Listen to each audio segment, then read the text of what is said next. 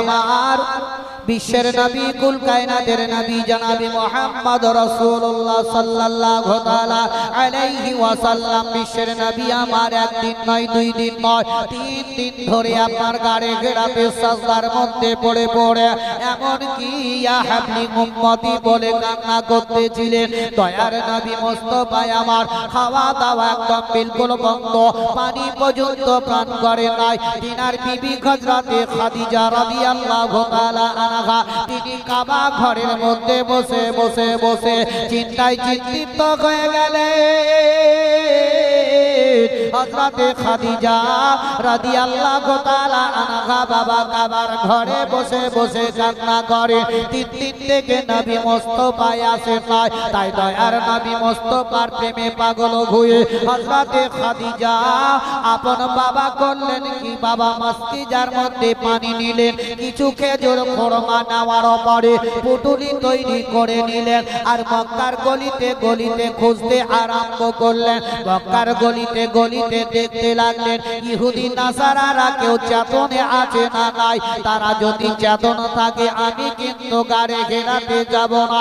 হযরতে খাদিজা রাদিয়াল্লাহু তাআলা আনহা বাবা ওই সমাজে আপন বাবা চট করে কাবার ঘর থেকে উঠে গিয়ে খাদিজা টুকটুক করে মক্কার গলিতে গলিতে ঘুরতে লাগলেন। যেই বিশ্বের নবীর বাবা প্রেমে পাগল হয়েছিলেন, যেই নবী মুস্তাফার জন্য এমন কি আবু জেহেল পর্যন্ত নবীকে মারার জন্য মদিনাতে গিয়ে কিছুটা লোকদেরকে নিয়ে জমায়েত করে নিল। আর মদিনাতে যাওয়ার পরে কয়েকজন ব্যক্তিকে একত্র করার পরে ওর মধ্যে থেকে একজনকে সর্দার করে দিল। আবু জেহেল বাবা যেমনি বলে দিল, বলে মক্কা নগরে এমন একটা ছোট্ট টাম্বর ভিতরে একটা লোক বসে আছে, ওই লোকটা হলো পাগল, যাকে দেখে তাকে পাথরে মারে, যাকে দেখে তাকে ঢেল মারতে থাকে, এমন কি তার সামনে কথা বলতে যাওয়াটাও অন্যায় হয়ে যায়।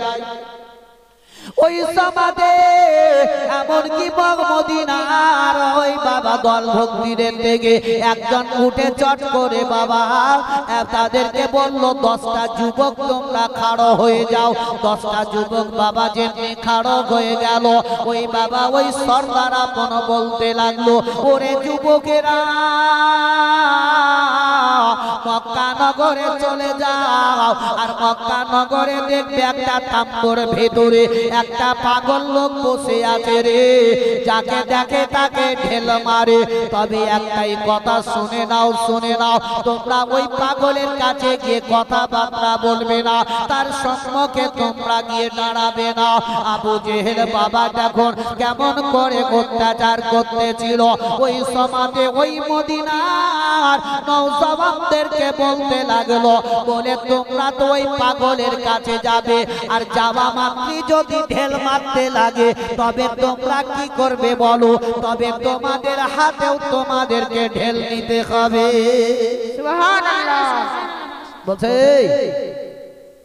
তোমরা যদি যাও হয়তো ঢেল মারতে লাগবে, আর যদি মারে তো তোমরা কি দিয়ে তাকে মারবে? তোমরা তো কিছু মারতে পারবে না, তোমাদের হাতে কোনো লাঠি মাটি থাকবে না। তাহলে এক কাজ করো, তোমরা প্রত্যেকটা লোকে 2 হাতে 2টো করে পাথর নিয়ে নাও। তাহলে 10টা লোক কটা হলো? 20টা পাথর হলো। আবু জেহেল ওখানে বলে দিয়েছিল, বলে ওই লোকটার সামনে তোমরা হাজির হবে না, ওর কথাবার্তা তোমরা শুনবে না, ও একটা পাগল, যাকে দেখে তাকে ঢেল মারে, উল্টা ফুল্টা কথাবার্তা বলে। ওই সমাজে বাপজির আমার ওই 10টা যুবকে মদিনা থেকে মক্কার দিকে রওনা হয়ে গেল। আর মক্কাতে যাওয়ার পরে দেখছে তো বাবা একটু আগে যাওয়ার পর একটা তাম্বুর ভিতরে মোমবাতি জ্বালিয়ে এমন একজন ব্যক্তি কোরআন তেলাওয়াত করতেছিল। ওই বাবা ওই ব্যক্তিকে বাবা তার কাছে নিকটে গিয়ে ওই 10টা যুবকে আপন বাবা দাঁড়িয়ে গেল, চারিদিকে যেমনি ঘেরাও করে নিল।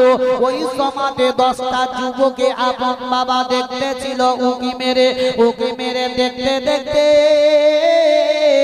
ওই 10টা যুবকে দেখলো বাবা এত সুন্দর লোকটা, এখনো আমরা কোনদিন মদিনাতে এত সুন্দর মানুষ আমরা দেখিনি, এত সুন্দর তার মুখে দাড়ি মোবারক, চেহারাটা হলো নোরানের মতো, এখনো সুন্দর মানুষ আর জগতেও আমরা দেখিনি। ওই যুবকেরা 10টা যুবকেরা উকি মারতে মারতে মারতে নবী মুগৈতাম্বর নিকটবর্তী হয়ে গেল, আর হাতের মধ্যে বাবা অস্ত্র বলতে গেলে ঢেল ছিল, তারা ঢেলগুলা ফেলে দিল।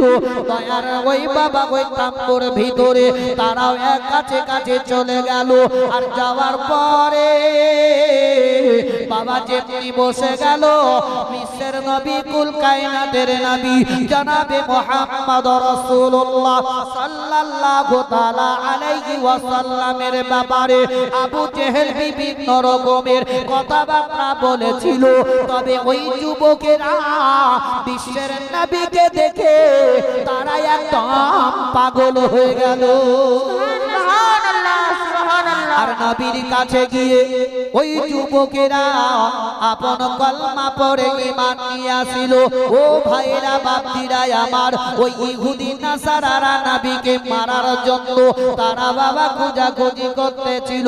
হযরতে খাদিজা রাদিয়াল্লাহু তাআলা আনহা মক্কার গলিতে গলিতে গলিতে ঘুরতে লাগলেন, যদি ইহুদিদের দরজাটা খোলা থাকে, তারা যদি কেউ চেতনে থাকে, আমি বিশ্বের নবীর কাছে যাব না।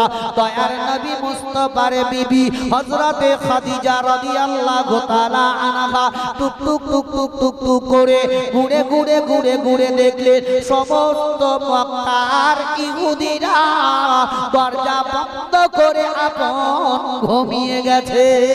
সুবহানাল্লাহ সুবহানাল্লাহ। বিশ্বের নবীর বিবি হযরতে খাদিজা রাদিয়াল্লাহু তাআলা আনহা কাবা ঘরের কাছে আসলেন। এই কাবার কাছে আসার পরে মসজিদে পানি আর কিছু খেজুর খোরমা নিয়ে আপন চলতে আরম্ভ করলেন। কোথায়? বিশ্বের নবী 3 দিন আগে যে রাস্তা দিয়ে গেছেন, ওই নবী মুস্তাফার শরীরের খুশবু শুনতে শুনতে খাদিজা চলতে লাগলেন। জোরে বলুন সুবহানাল্লাহ। একজন 200 টাকা দিয়েছেন, আল্লাহ তাআলা তাকে যাতে কবুল করে নেয়। হযরতে খাদিজা রাদিয়াল্লাহু তাআলা আনহা রাস্তা ধরে চলছেন। কোথায়? মক্কা থেকে পাহাড়টার নাম হলো জাবালে নূর। এই জাবালে নূর পাহাড়ের উপরে আছে গারে হেরা। সেইখানে নবী আমার সাজদায় পড়ে পড়ে 3 দিন ধরে কাঁদছেন, ইয়া হাবলি উম্মতি বলে। জোরে বলো সুবহানাল্লাহ সুবহানাল্লাহ। ওই সমাদে হযরতে খাদিজা রাদিয়াল্লাহু তাআলা আনহা 3.5 কিলোমিটার রাস্তা বাবা হাঁটতে আরম্ভ করলেন। খাদিজার টাকা পয়সার কমি ছিল না, যে খাদিজার পায়ের চপ্পলের কমি ছিল না, যে খাদিজার কাপড়ের কমি ছিল না, ওই খাদিজা রাদিয়াল্লাহু তাআলা আনহা বাবা নবীর প্রেমে পাগল হয়ে খালি পায়ে পায়ে চলতে চলতে চলতে চলতে খাদিজার পা দুটো কেটে কেটে তোলার মতো হয়ে গেল। হযরতে খাদিজা রাদিয়াল্লাহু তাআলা আনহা 3.5 কিলোমিটার দূরে হেঁটে হেঁটে হেঁটে গিয়ে গারে ঘেরা ওই জাবালে নূর পাহাড়ের নিকটবর্তী হয়ে গেলেন। জাবালে নূর পাহাড়ের নিকটে বসে বসে হযরতে খাদিজা চিন্তায় চিন্তিত হয়ে গেলেন, কে আর বিশ্বের নবী আমার এই পাহাড়ের উপরে একমাত্র আছেন। যেহেতু দয়ার নবী মুস্তাফার খুশবুটা আমার নাকের মধ্যে আসতেছে। খাদিজা বললেন, আল্লাহ গো, ও গো পাক পরওয়ারদিগারে আলাম, আমার দীর্ঘ বিশ্বাস তোমার বিশ্বের নবী একমাত্র পাহাড়ের উপরে আছে। সুবহানাল্লাহ। যে তোমার বিশ্বের নবী আমার স্বামী মাথার মনি নয়নের তারা নবী মুস্তাফা পাহাড়ের উপরে আছে। জোরে বলো সুবহানাল্লাহ সুবহানাল্লাহ। এখন হযরতে খাদিজার বাবা পা দুটো কেটে কেটে রক্ত গড়ে গড়ে চলে যায়। ওই সমাতে খাদিজা রাদিয়াল্লাহু তাআলা আনহা বাবা উপরে যাওয়ার জন্য একটা হাতকে জমিনের মধ্যে রাখলেন, হাঁটু দুটোকে জমিনে রেখে দিলেন, আর এক হাতের মধ্যে পুঁটুলিটাকে ধরে নিয়ে খাদিজা আস্তে আস্তে উঠতে লাগলেন। হযরতে খাদিজা যখন জাবালে নূর পাহাড়ের উপরে উঠে গেলেন, আর গিয়ে দেখছেন তো গাড়ে ঘেরাতে বিশ্বের নবী আমার সাজদায় পড়ে আছে। দয়ার নবী মুস্তাফা আমার ইয়া কাবলি উম্মতি বলে কাঁদতেছিলেন। দয়ার নবী মুস্তাফা আমার সাজদায় পড়ে পড়ে উম্মতির জন্য কাঁদতেছিলেন। ও আমার মুসলমান ভাইরা, ও আমার বাপজিরা, মা বোনেরা আমার, বিশ্বের নবীকে খাদিজা যেমনি দেখে দিলেন, হযরতে খাদিজা আর স্ত্রীর ভাবে থাকতে পারে নাই। সাবিনা খাতুন 700 টাকার একটা গরম সর দিয়েছে, আল্লাহ তাআলা দানকে যাতে কবুল করে। আমিন। সুবহানাল্লাহ, নারে তাকবীর, আল্লাহু আকবার, নারে তাকবীর, আল্লাহু আকবার, নারে রিসালাত। ইয়া রাসূলুল্লাহ, মুমতাজ আলী সাহেব জিন্দাবাদ। দুইটালি পাথর দিয়েছে, আল্লাহ রাব্বুল ইজ্জত তার দানকে কবুল করে নিয়ে মনের আশাকে যাতে পরিপূর্ণ করে দেয়। আল্লাহ রাব্বুল ইজ্জত এই মুমতাজ যে কারবার করতেছে, আল্লাহ তার কারবারের মধ্যে উন্নতি বরকত দেয়। জোরে সকলে বলুন আমিন।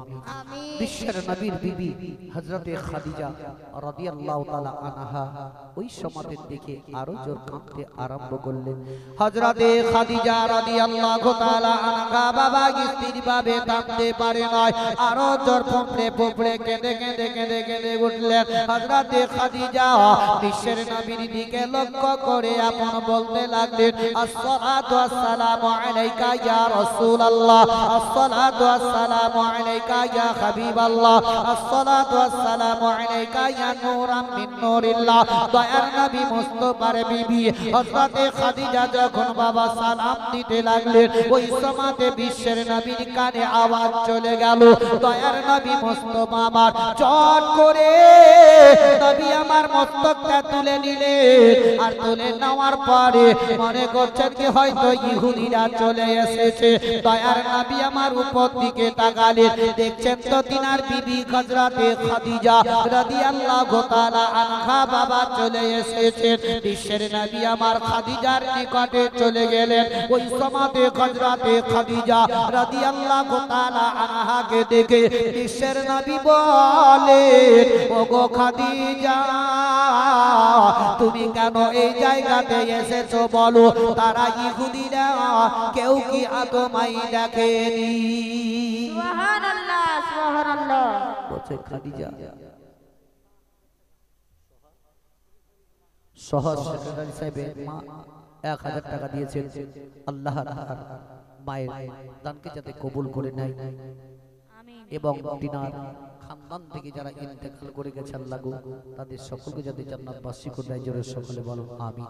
আমিন, আমিন। তবে বাপজিরা, ভাইরা মা, দরদি মা, জননীরা মা, এহানো বিশ্বের নবীর বিবি হযরতে খাদিজা রাদিয়াল্লাহু তাআলা আনহা যে উপরে বসে বসে কাঁদছেন, নবী বললেন, খাদিজা, তুমি যে এসেছো তো ইহুদি কেউ তোমাকে দেখেনি?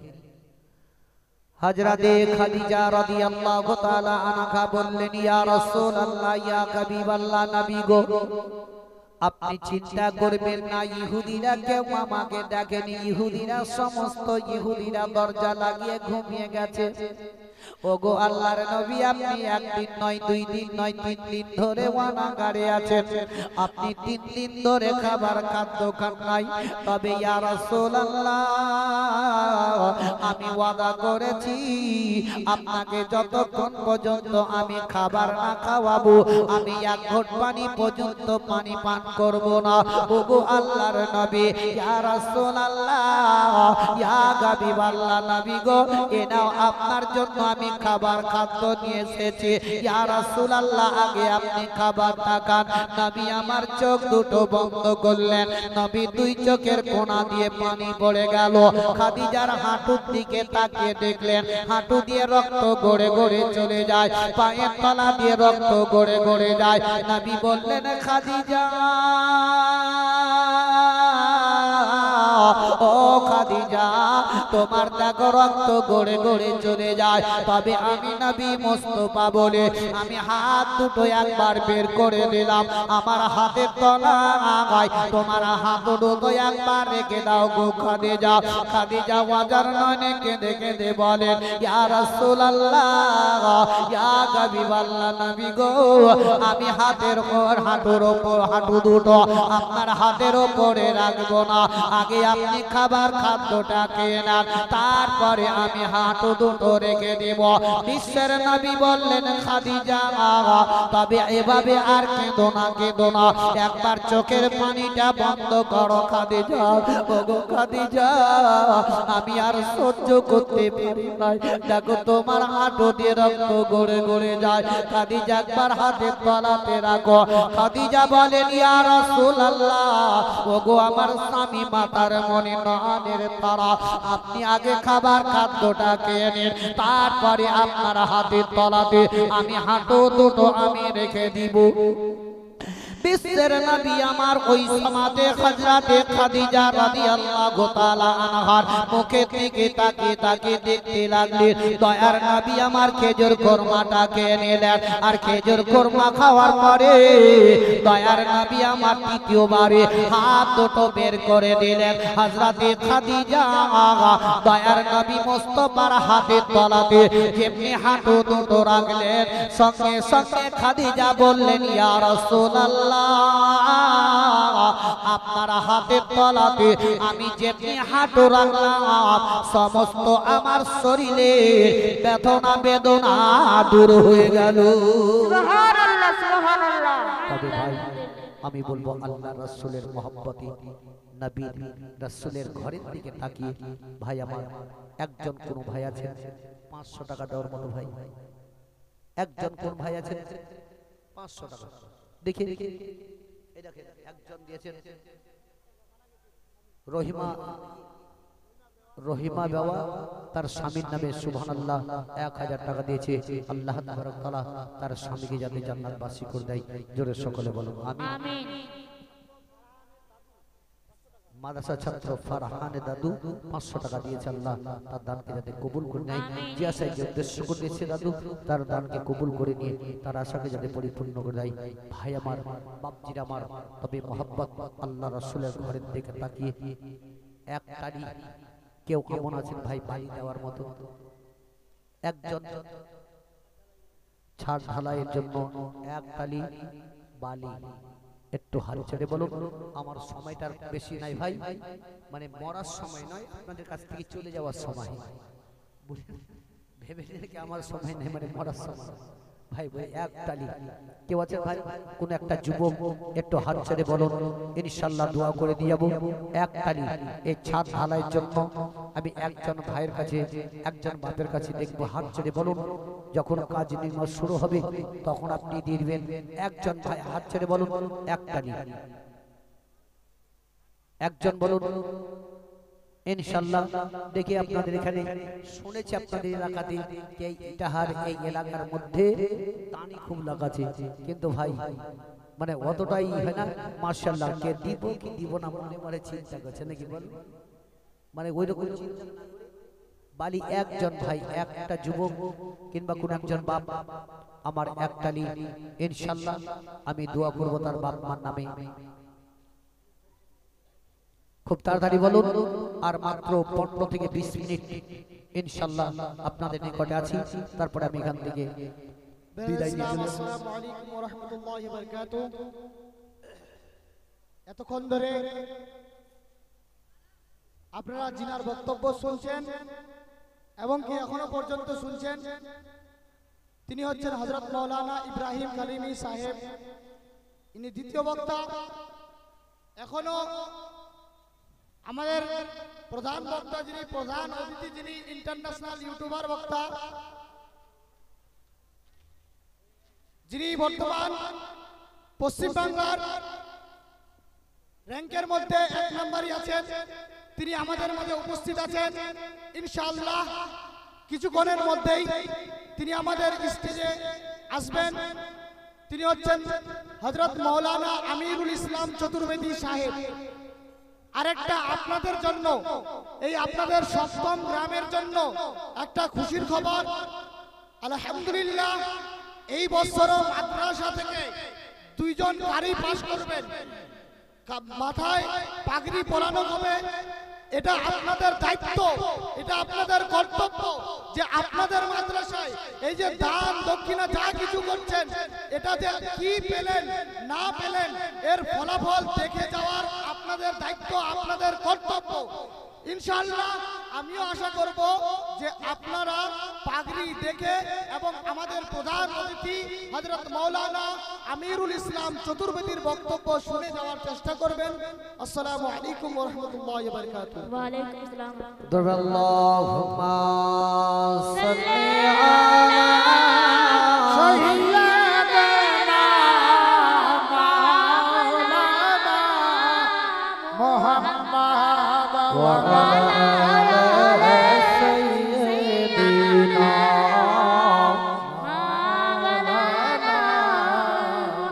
সাল্লাল্লাহু তাআলা আলাইহি সাল্লাম। এই দেখেন মা বোনদের দিক থেকে কেউ 500, কেউ 100, কেউ 10, 20 যাই দিয়েছে আল্লাহ রাব্বুল ইজ্জত ওনাদের দানকে যাতে কবুল করে নেয়, জোরে সকলে বলো আমিন। তবে যতটি মেয়ে ছেলে আছে বুঝলেন, একটা যদি চাদর যায় আর প্রত্যেকটা মেয়ে যদি 10টা করে টাকা দেয় তো বোধহয় চাদরে আটবে না, তাই কি না ভাই? যতটা মা বোন আছে এরা যদি 10টা করে দেয়, কিন্তু এখানে দিতে কোনটি বাড়ান ভাই। তবে মেলাতে ঘুরতে বোধহয় টাকা পয়সা সব শেষ করে দিয়েছে, ওই জন্য হয়তো দিতে একটু কণ্ঠিত হয়েছে। তবে যাই হোক, আমার মা বোনদেরকে বলবো অবশ্যই এ দানি থাকবে কিয়ামত পর্যন্ত, এটাই আপনার থাকবে। তবে সংক্ষিপ্ত সময় নিয়ে বিশ্বের নবীজি আমার যখনই আপন খাদিজার দিকে দেখলেন, ওই সমাদে হযরতে খাদিজা রাদিয়াল্লাহু তাআলা আনহা বললেন, ইয়া রাসূলুল্লাহ, ইয়া হাবিবাল্লাহ, নবী গো, তবে আপনাকে আমি একটা কথা জিজ্ঞাসা করব। নবী আমার বললেন, ওগো খাদিজা, কি বলবে বলো না কেন? ইয়া রাসূলুল্লাহ, আপনাকে যে আমি খাদ্যটা খাওয়ালাম, আপনাকে আমি পানি পান করালাম, তবে আপনি আমার প্রতি খুশি হয়েছেন কিনা বলুন। হযরতে খাদিজার দিকে তাকিয়ে বিশ্বের নবী বললেন, খাদিজা, আমি তোমার প্রতি বড় খুশি আনন্দিত হয়ে গেছে। দয়ার নবী মুস্তাফা যেমনি বললেন, খাদিজা বললেন, ইয়া রাসূলুল্লাহ, তবে আরো আমি কথা জিজ্ঞাসা করব। নবী আমার বললেন, খাদিজা, তবে একটু তুমি চোখের পানিটা বন্ধ করো, এমন কি কথা বলবে বলো না কেন? খাদিজা বললেন, ইয়া রাসূলুল্লাহ, ইয়া হাবিবাল্লাহ, নবী গো, যখন এই পৃথিবীর দুনিয়া ধ্বংস হয়ে যাবে, যেদিনকে দুনিয়াটা ফানা হয়ে যাবে, ওই রোজা হাসরের ময়দানে ইয়া রাসূলুল্লাহ, বাপ বেটার হবে না, বেটা বাপের হবে না, মা বেটির হবে না, বেটে মায়ের হবে না, স্বামী স্ত্রীর হবে না, স্ত্রী স্বামীর হবে না। ইয়া রাসূলুল্লাহ, রোজা হাসরের ময়দানে কেউ কাউরির হবে না। তখন আপনি ইয়া রাসূলুল্লাহ, আপনি আমাকে সঙ্গে নিয়ে যাবেন কিনা বলো? বিশ্বের নবী বললেন, খাদিজা, যাও যাও, আমি নবী মুস্তাফা, আমি তোমাকে সঙ্গে করে নিয়ে যাব।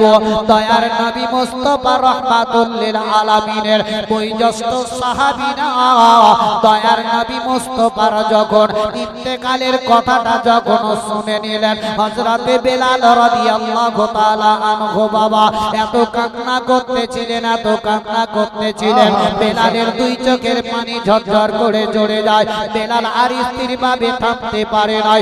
বেলাল বলে, ইয়া রাসূলুল্লাহ, আপনার সঙ্গে আমি ঘুরতে বসতে চলতে ফিরতে, তবে আজকে আমি একা একা হয়ে গেলাম। হযরতে উমর রাদিয়াল্লাহু তাআলা আনহু তিনি বাবা যখন ইন্তেকালের কথাটা শুনলেন, চট করে ঘরের ভিতর থেকে বাইরে হয়ে তলোয়ার খানা নিয়ে রাস্তার মধ্যে দাঁড়িয়ে গিয়ে উমর বলতে লাগলেন, শোনো গো, যদি আমার বিশ্বের নবীর কথা, ইন্তেকালের কথাটা তোমরা যদি প্রকাশ্য করো, যদি কেউ একবার বলে দাও, দাও, তবে তার গর্দনকে আমি ছাঁটাই করে দিব। হযরতে ওমর রাদিয়াল্লাহু তাআলা আনহু বীর পালোয়ান শক্তিশালী ছিলেন। যেই ওমর ইসলাম গ্রহণ করার পরে ওমরকে মারার জন্য হারকাল বাদশা বাবা এলান করেছিল, যদি কেউ উমরের মাথা কেটে আমার দরবারে পৌঁছাতে পারো তবে তাকে 100টা কোট এবং 1000 টাকা পুরস্কার দেওয়া হবে। একটা ইহুদি চট করে উঠে বলেছিল, বলে হুজুর গো, একটা উমরকে মারতে ফের কয়টা লোক লাগে? আমি একাই 100 উমরকে কতল করে উমরকে মাথা কেটে নিয়ে আপনার দরবারে আমি পৌঁছিয়ে দিব। এই দেখেন একজন বাপজি আমার 1000 টাকা দিয়ে গেলেন। আল্লাহ রাব্বুল ইজ্জত তার দানকে কবুল করে নিন। আমিন। হযরতে উমর রাদিয়াল্লাহু তাআলা আনহুকে মারার জন্য ওই ইহুদিটা আপন বলল, হুজুর গো, উমরকে মারতে ফের কয়টা লোক লাগে? আমি একাই 100। কিন্তু উমরের ব্যাপারে ইহুদি জানতো কি মক্কা থেকে নামাজ পড়ে, কাবা ঘর থেকে নামাজ পড়ে বিশ্বের নবীর দরবারে আসতে বীজখানে একটা গাছের তলাতে উমর আরাম করতেন। আর ওই উমর আরাম করাটা ইহুদি দেখেছিল। ইহুদিটা মনে মনে চিন্তা করলো, আমি ওই গাছের উপরে চেপে বসে থাকবো, তলোয়ার নিয়ে আমি বসে থাকবো। উমর যখন নামাজ পড়ে চলে আসবে ওই সময়তে উমর যখন ঘুমিয়ে যাবে আমি চট করে নিচে নামার পরে উমরের গর্দনে আমি তলোয়ারটা মেরে দেব। উমর আপন শেষ হয়ে যাবে আর আমি মাথাটা নিয়ে আমাদের বাদশার দরবারে পৌঁছে দিব। ইহুদিটা আপন বাবা চট করে ওই সমাতে এমনকি উমর রাদিয়াল্লাহু তাআলা আনহু গাছের তলাতে আপন আরাম করতেছিলেন। সুবহানাল্লাহ। ভাই আমার বাপজি আমার উমর গাছের তলাতে আরাম করতেছে, ইহুদি উপর থেকে দেখছে। এমন সমাধি দেখা গেল উমর ঘুমিয়ে গেছে, ইহুদি চট করে নামলো। সাথে বলে দিয়েছে আপনাদেরকে, ইহুদি নামলো, তলোয়ার দেখছে তার তলোয়ার ধার বেশি না উমরের তলোয়ার ধার বেশি। দেখা গেল উমরের তলোয়ার ধার বেশি, সঙ্গে সঙ্গে উমরের তলোয়ার নিয়ে উমরকে মারতে যাবে। এমন সময়তে একটা বাঘ হুম করে আওয়াজ দিয়ে দিল, আর এক আওয়াজে ইহুদির হাত থেকে ছিটকে তলোয়ারটা দূরে পড়লো। জোরে বলো সুবহানাল্লাহ। আর যেমনি পড়ে গেল উমরের ঘুমটা ভেঙে গেল। উমরকে দেখে ইহুদি থরথর করে কাঁপতে লাগলো। ইহুদিকে উমর বলতেছে, হে ইহুদি, তুই কাঁপছিস কেন বল? আর আমার তলোয়ারটা দূরে ছিটকে পড়ে আছে কি কারণে? ওই সময় ইহুদি বলল, শুনো, আমাদের বাদশা এলান করেছিল তোমার মাথা কেটে তার দরবারে যদি পৌঁছাতে পারি 1000 টাকা এবং 100টা মোট পুরস্কার দিবে। তাই আমি পুরস্কারের জন্য এসেছিলাম। আমি যখন গর্দনে মারতে যাই ওই সময় একটা জঙ্গল থেকে বাঘ এসে হুম করে ডাক দিল, আর এক আওয়াজে আমার ছিটকে তলোয়ারটা দূরে পড়ে গেল। সুবহানাল্লাহ, সুবহানাল্লাহ। উমর চট করে ইহুদির হাতটাকে ধরে নিয়ে বিশ্বের নবীর কাছে চলে গেল। বিশ্বের নবীকে বলতেছি, ইয়া রাসূলুল্লাহ, এই ইহুদিটা আমাকে মারতে এসেছিল, তবে বাঘ একটা জঙ্গল থেকে বেরিয়ে এসে এমন করে ডাক দিল। ওই বাঘটা এমন কে ছিল? বিশ্বের নবী বললেন, হে উমর, ওই বাঘটা জঙ্গলের কোনো পশু ছিল না, কোনো জানোয়ার ছিল না, সেটা ছিল আমার বডিগার্ড স্বয়ং জিবরিল আমিন ছিলেন। সুবহানাল্লাহ, সুবহানাল্লাহ। বডিগার্ড, আমার বডিগার্ড জিবরিল আমিন তোমাকে রক্ষা করেছিল হে মুসলমান। তবে যাই হোক, আমি আপনাদের নিকটে ছোট ছোট আয়াত পড়েছিলাম, একটা আয়াতের দিকে তো যেতেই পারিনি, সমস্তই দিয়ে চলে এসেছে। আমি পড়েছিলাম মুহাম্মদুর রাসূলুল্লাহ সাল্লাল্লাহু তাআলা আলাইহি ওয়াসাল্লাম। মুহাম্মদ আল্লাহর প্রিয় রাসূল, নবী হচ্ছেন সারা বিশ্বের নবী, কুল কায়নাতের নবী জনাবে মুহাম্মদ রাসূলুল্লাহ সাল্লাল্লাহু তাআলা আলাইহি ওয়াসাল্লামের প্রতি মুহাব্বত, ভালোবাসা, তিনার আদর্শ মেনে চলার তৌফিক ইনায়াত করুক। সকলে বলুন আমিন, সুম্মা আমিন। যাক ভাইরা আমার সময় শেষ, আমি এখান থেকে ইতিহাস সমাপ্তি করলাম। বলার মাধ্যমে, ভাষার মাধ্যমে ভুল ত্রুটি হলে ক্ষমা প্রার্থী। ওয়া মা আলাইনা ইল্লাল বালাগ। আসসালামু আলাইকুম ওয়া রাহমাতুল্লাহি ওয়া বারাকাতুহু। ওয়া আলাইকুম আসসালাম ওয়া রাহমাতুল্লাহি ওয়া বারাকাতুহু।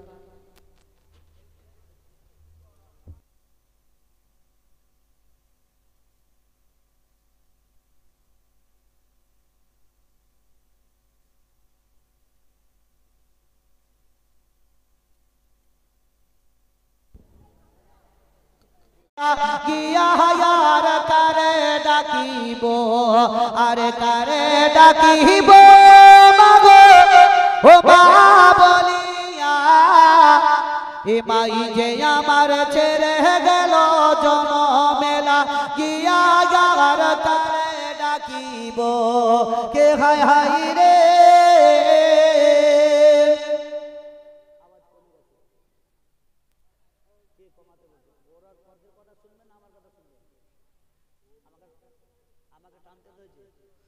মাই যে আমার ছেড়ে গেল জনমেলা, গিয়া আর কারে ডাকিব, আরে কারে ডাকিব মাগো রে মা বলিয়া, মাই যে আমার ছেড়ে গেল ও জনমেলা, গিয়া আর কারে ডাকিব, কে গায় হাই রে। কত আপন বুঝাই কি করিয়া, কান্দে পরানা আকুল হইয়া মায়ের লাগিয়া, সেই মায়ের বলিয়া গিয়া কেমন বাঁচিব, আর কারে ডাকিব, আর কারে ডাকিব মাগো এ মা বলিয়া, মাই যে আমার ছেড়ে গেল জনমেলা, গিয়া আর কারে ডাকিব। আল্লাহুম্মা। মেহমানদের জন্য খাওয়া দাওয়ার ব্যবস্থা আছে।